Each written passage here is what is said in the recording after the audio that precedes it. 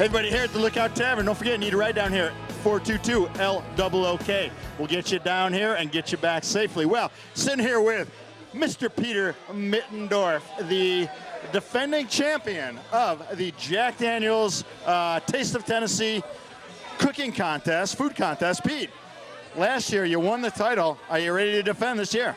I give it my shot, Slato, that's for sure. Can you tell us a little bit about the food piece that you just brought us right now? It looks really amazing, not like anything I've ever seen come out of the Lookout Kitchen before. So please do tell more about this.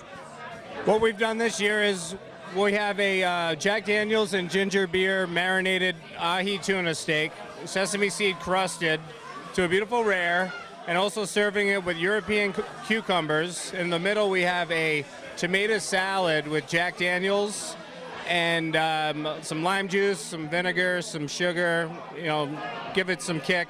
And drizzled all over the salad is a Jack Daniels wasabi ginger vinaigrette. And the whole dish is served over a crab fritter, which is like fried pasta, beer battered, forming a nice nest, and little mixed greens underneath this year. Can I start eating it now? No, we got to finish doing the interview before you start eating. Okay. Pete, I want to know, is this going to be your entry for this year's contest?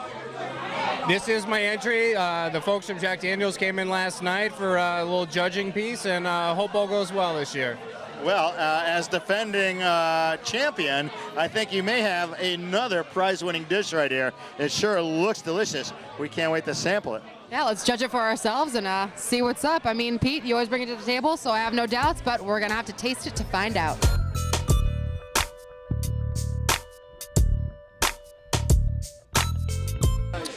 Hey, everybody, we like traditions here in Killington, and Jack Daniels has been coming up from Lynchburg, Tennessee for 21 years. That is a tradition. But you know who's got them beat?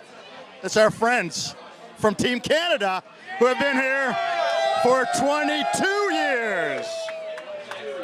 22. Now, as their spokesmodel person, may I refer to you, Pete, as the spokesmodel for Sure, why not? For Team Canada? We have Pete, who is here at only Team Canada can not only be on this side of the bar, but on this side of the bar as well. I noticed that you're really getting close to Caitlin over there. Well, there's a certain team member here who has been enamored with the young lady. So it's a guy who's wearing a white helmet with goggles, and he'll remain nameless. But we can point him out over there. It's complicated.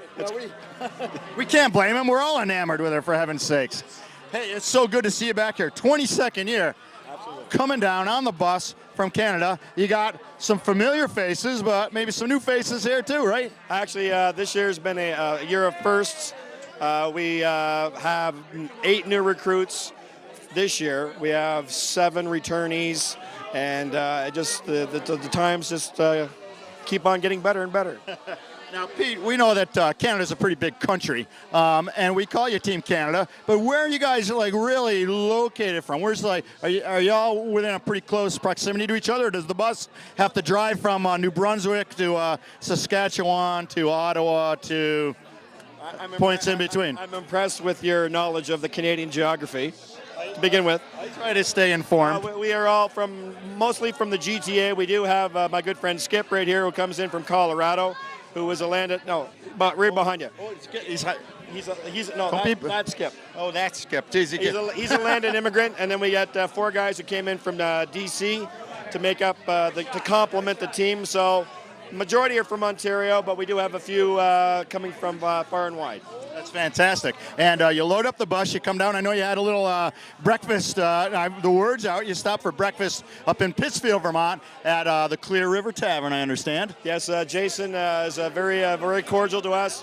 He opens up his doors early in the morning, serves our we had a great breakfast yesterday, and then we went to the grist mill for the Jack Daniel Olympics, where we dominated once again for the 8th year in a row. Why wouldn't you? Well, when you have 18 drunk Canadians, we tend to represent very well. I'm proud of you. I'd be embarrassed for you if you didn't kick butt on the old. They must play a little broom hockey out there, I'm guessing. Well, it was broom hockey this year, but unfortunately the pond was not frozen, so we ended up playing on the tennis courts.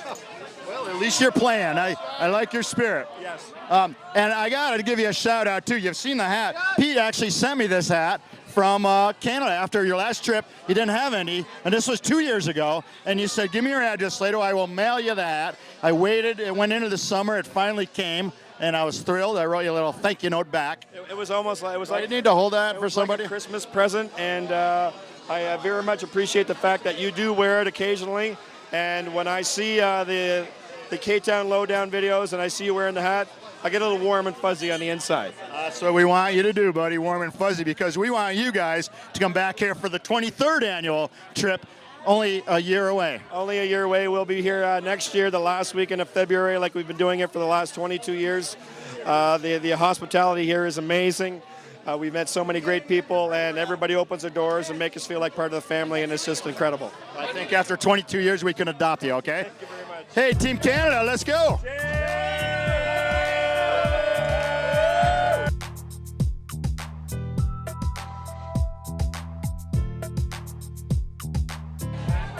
Hey, we're down at the Lookout with Chip, one of Killington's finest snowmakers of the past. Chip, can you tell me a little bit about snowmaking in Killington? You mentioned earlier that you were a snowmaker, and we're really curious to know about, although it is snowing now, we don't need the snowmaking. In the past, throughout the season, it hasn't snowed so much. What do you guys use? What kind of guns? Where do you get your water from? Tell us a little bit about the science of snowmaking. According to the manual, we use land guns. I just, as a beginner snowmaker, as a rookie, kind of K3000s, baby Ratniks, HKDs, tower guns, sleds. Does that answer your question? I wasn't allowed to go near the Techno Alpines because I think those are like $200,000 guns, and usually foreman supervisors, you don't want to ruin a $200,000 piece of equipment, so which makes sense. The man, they don't let me touch the camera with this job either, so tomato, tomato. Techno Alpines are the fan guns. That makes sense. You know the ones that you blow on Mousetrap, I think, and on snow right in front of snow shed. Any other questions? Ask more. So, what would you say? How many people would take to make snow? Say, for the Dew Tour, we had to make a lot of snow over on Bear. How many men would take to do such a thing? I guess if they're really experienced guys, like those foremen, supervisors, second, third year guys, it maybe only take a really experienced team of two. Probably it may only take 6 guys on that whole Bear Mountain, but the more maybe the better. But usually operate teams of 2. One guy's standing out at the gun, one guy's at the hydrant. So. Trying to think. Yeah, so is that answer the question? It's kind of complicated. You could take, the foreman and supervisors usually on snowmobiles, so they can cover more ground. Sometimes you're on foot, you can't cover as much, but you just you're walking down, you're doing. I know we were joking before we were out there when I was out in the snow. A lot of it's just this, like you're testing the snow from the right. Mix, just to see what the snow is like. You get kind of good after a while. You get kind of tell the snow at night, especially. And then different kinds of snow.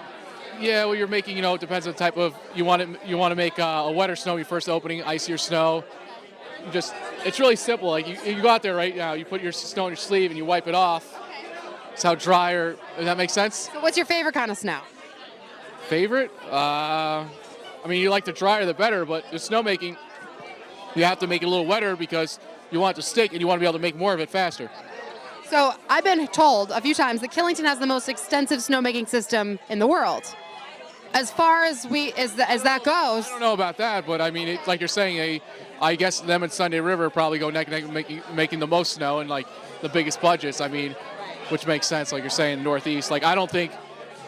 I don't want to go out on a limb here with any real facts. I don't want to make any exaggerated claims, but like you're saying, they spend a lot of money. It's just what I've heard. Just what I've heard. That's what I heard, yeah. Definitely. So now we're at the Lookout. We're going to have a couple drinks. What are you drinking right now? Trail. Long Trail. Long Trail also happens to be my favorite beer of all time. So shout out to Long Trail, all the people down there brewing hard and working hard to make a good beer. Chip and I are going to catch up on old times and enjoy a Long Trail. That sound good? Sure. Perfect. It's been a pleasure. You guys stay tuned for more KTOWN Low Down.